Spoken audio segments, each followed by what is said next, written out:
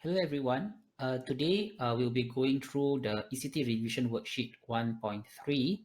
Okay, this is from your deck of revision notes, which has all the income statement and balance sheet question. Okay, so this is the one of that is stated as ECT Revision Worksheet 1.3. Okay, now what you have in front of you here is the question itself, the entire question together with the additional information that you're going to use to adjust the numbers. Okay, I'm not going to adjust everything all on one page.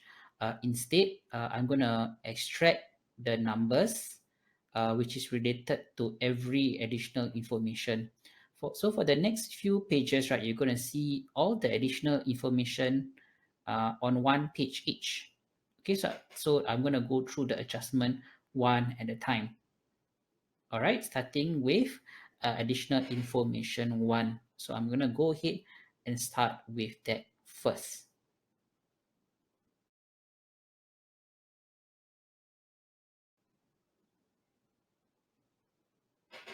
Okay, so this is additional information one. Additional information one is related to prepayment and accrual. So this is how every additional information is going to look like. All right, I'm going to get the additional information here as well as the balances that are related for that particular additional information. Okay, so what you have here is the information from the question. What you have over here, right, is if there's any new accounts to be added, we'll be writing it down over here. The same way like how we have been doing our income statement and balance sheet question. Okay, let's start with the first one where it says there, selling expenses were prepaid. When something is prepaid, when an expense is prepaid, we know that we need to minus our expense. So I'm going to go ahead and minus that. So minus 540. Now at the same time, there will be a new account called prepaid selling expense of 540. Okay. Now the next adjustment for additional information one, it says here, included in the rent income was a collection of rental for 6 months till 28 February 2016. Okay, now this I need to explain a bit using some diagram to explain to you how this will affect our numbers. Okay, so what they're saying here is we have a okay, this is timeline. So they are paying for rental up to 28 February 2016. Okay. Now, take note that for our, choose another color, for our year end, right?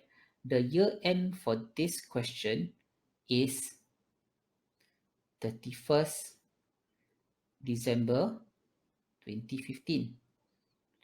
This is our year end. Okay, so what they're saying is they have this rental income includes 3,600, a receipt of 3,600 for 6 months till 28 February. Okay, so you see, if we look at this timeline, right, this portion here is something that is outside of our year end. So this suggests that this portion over here is our income received in advance. Okay, so to calculate that income received in advance, this is what we need to do. Oops, sorry. Let me just adjust this first.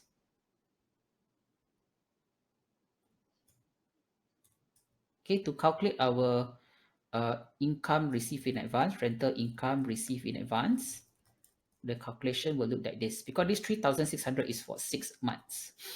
So we divide by 6.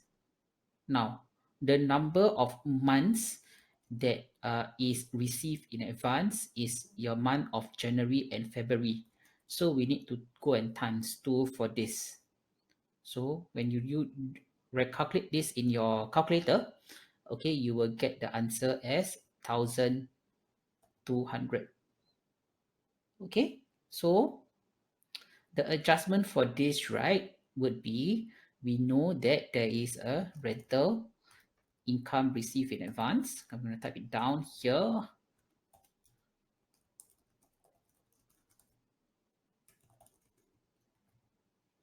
Okay, then at the same time, similar to prepaid, if there's any payment that is received in advance, right, we need to we need to minus our income account.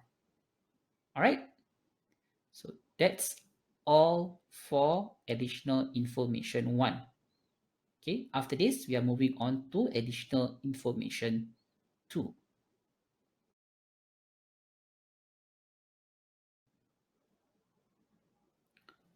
All right, now is time for additional information 2.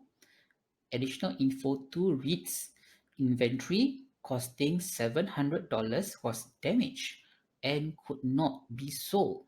So this inventory is already damaged. All right, so we know that if inventory is damaged or is spoiled or if it's stolen, we need to minus it from our inventory balance because it cannot be used anymore. So we minus inventory. Now, the other account, right, is actually something which we learned last year under Chapter 12 inventory. Okay, when inventory is damaged or stolen, we have to recognize a loss. And that loss is called impairment loss on inventory. Okay, I'm going to bold this for you. Okay, this is on inventory, not on trade receivable. So the amount for this will be $700. Okay, this is an expense account. Yeah, so actually the adjustment for additional info 2 is very simple. Minus inventory and then recognize a loss of $700. Okay, that's all for additional info 2. After this, we are going to go on to additional info 3.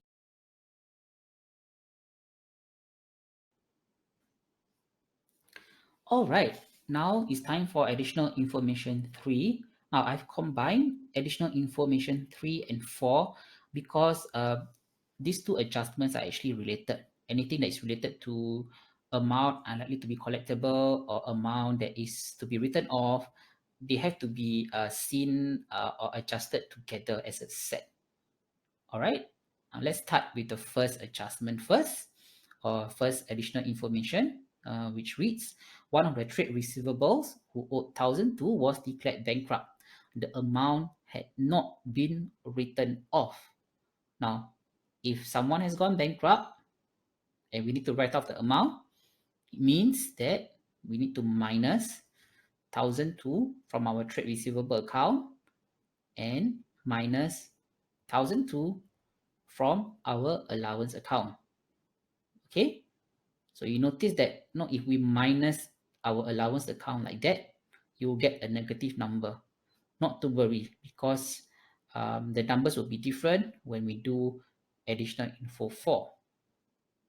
Okay, now the next thing that they said here was, for additional info 4, a review of the trade receivable revealed that a debtor owing was unlikely to pay. Okay, so this one is unlikely to pay. The previous one was bankrupt. Okay, so two different treatment to this. Now, when they give us this amount of $1,000, right, they are actually giving us the final allowance balance. Okay, they are giving us a final allowance balance. So the amount for allowance is, what they're trying to tell us, the amount for allowance should be $1,000. Okay, so that means, right, there is a shortfall, because 500 minus 1,200 is going to give us negative 700. Okay, so we need to add a few more numbers, few more thousands to get to $1,000. So to do that, if you go and calculate backwards, right, we need to add an additional, let me use a different color. We need to add an additional $1,700 here. So in this case, our allowance has increased by $1,700 from negative 700. Okay, since our allowance has increased by 1,007, our income statement, we need to recognize an impairment loss on trade receivable of $1,700. Okay, so again, let me just repeat. This $1,000 is our final allowance balance. That's why I went to write the balance first, and then I have to calculate backwards to find out what is my impairment loss amount. Okay, that's all for additional information 3 and 4. After this, I'm going to go on to additional information 5.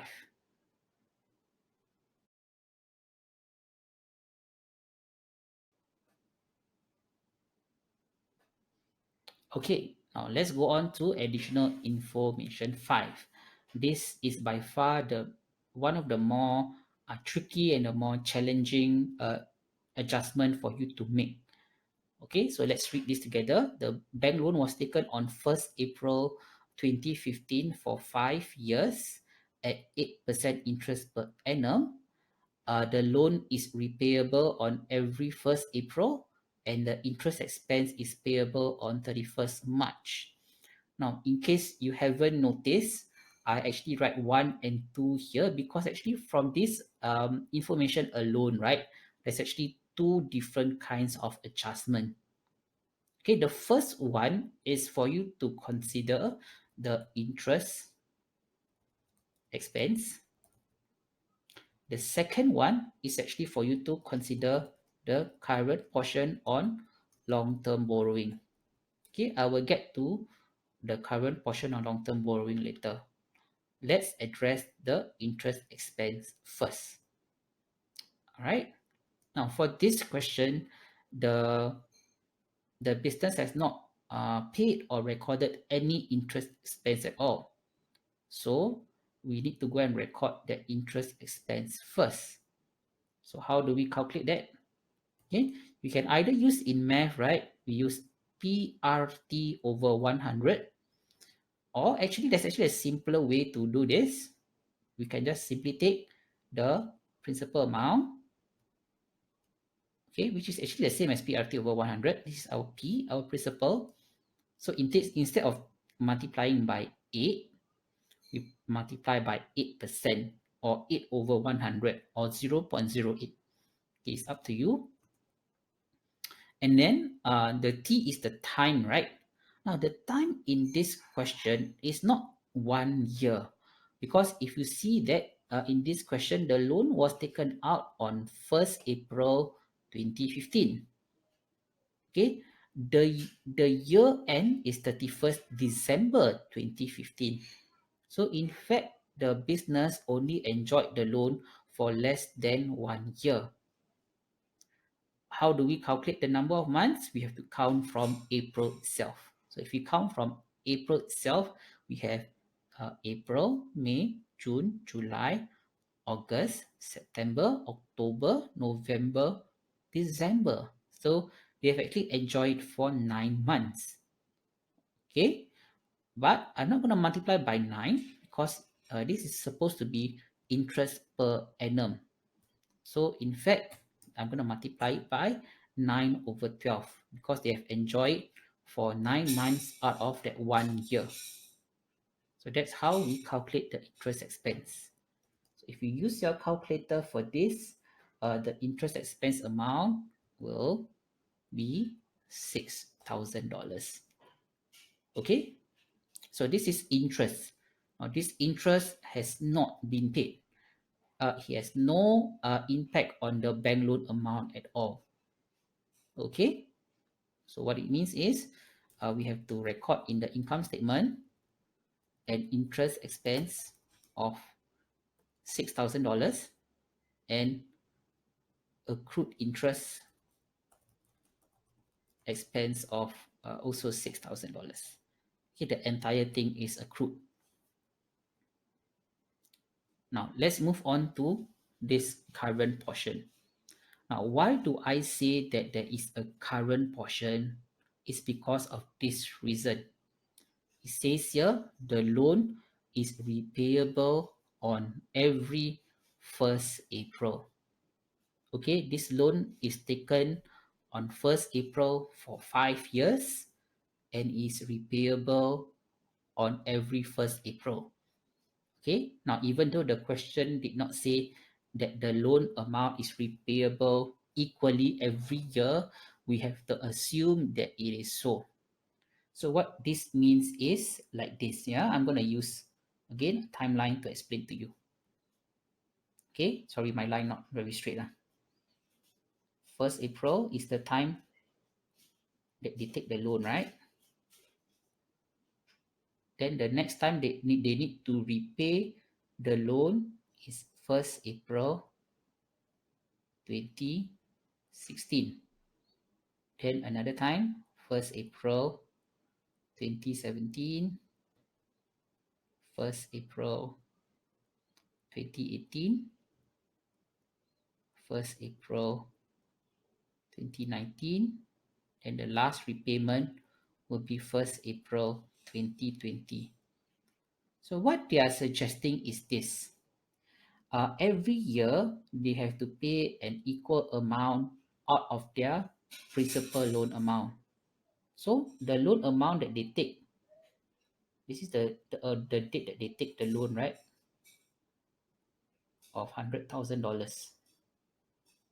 So every year, right, they have to pay 20,000, same 20,000, 20,000, 20,000, and lastly another 20,000. Okay, then something for you to consider. Now this date, right, 1st April 2016 has not happened yet. So we cannot say that we need to go and minus cash at bank. Now instead, what we need to do is to reclassify this payment under current portion on long-term borrowing.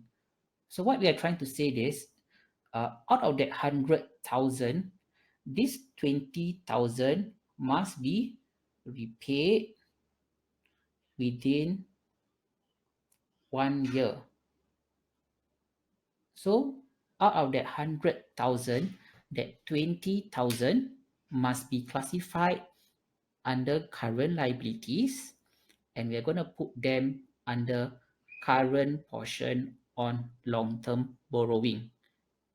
Okay, so how I get my figure for current portion on long-term borrowing is just simply taking 100,000 divided by 5, which gives me 20,000. Okay, so down here under balance sheet, the new account will be current portion on long-term borrowing of 20,000. At the same time, my bank loan amount, I must minus 20,000 down here. All right.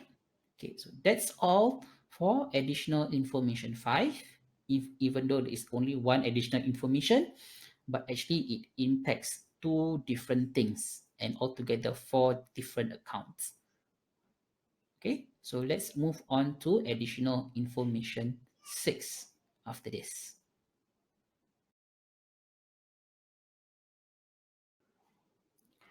All right, now we are at additional information 6.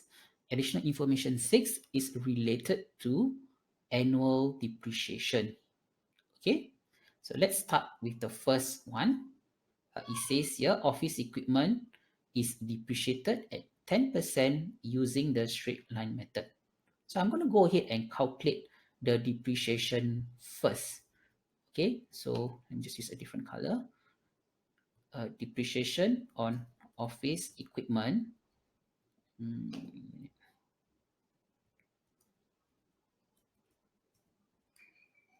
is equal to, okay, we take the rate. What is straight line method, right? We take the cost of this equipment 90,800 minus scrap value. Now in this question, they did not give us any scrap value, so we're going to minus 0 instead. So the depreciation amount is 9080. Whereas for our fixtures and fittings, is using reducing balance method. So the formula for this will be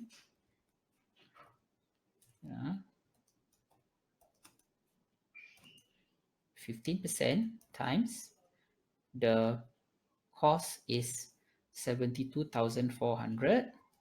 Okay, reducing balance method, we must minus accumulated depreciation.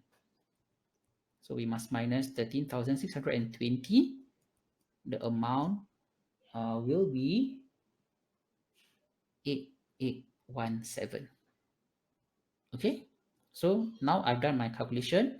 I'm going to go ahead and update my new accounts.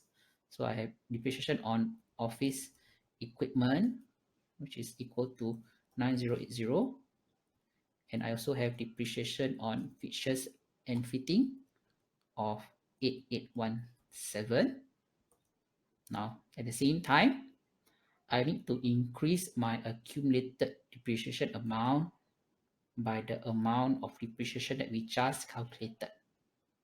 Okay, so one for office equipment, the other one for fixtures and fitting. All right, now you notice that I'm not touching the cost at all. The cost will not be affected by depreciation, but instead you update the accumulated depreciation.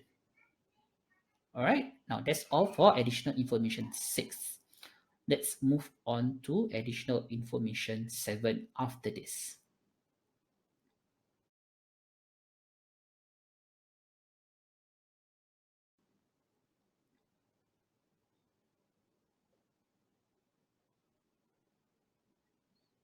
All right, now is our last additional information where we need to adjust.